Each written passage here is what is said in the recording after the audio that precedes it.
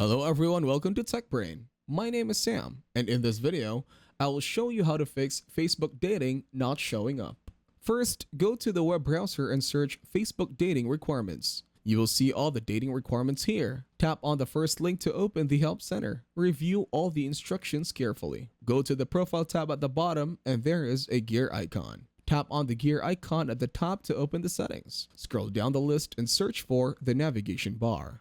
Tap on the navigation bar option and select Customize the bar. Tap on the auto button to pin or hide the availability options. You can customize it as you like to show it in the navigation bar. Also, you can pin any option on the navigation bar. Next, go to the Settings app and tap on General.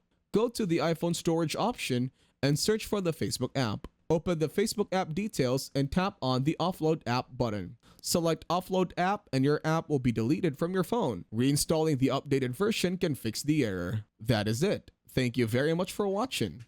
Please make sure to leave a like and subscribe to our channel. Have a nice day.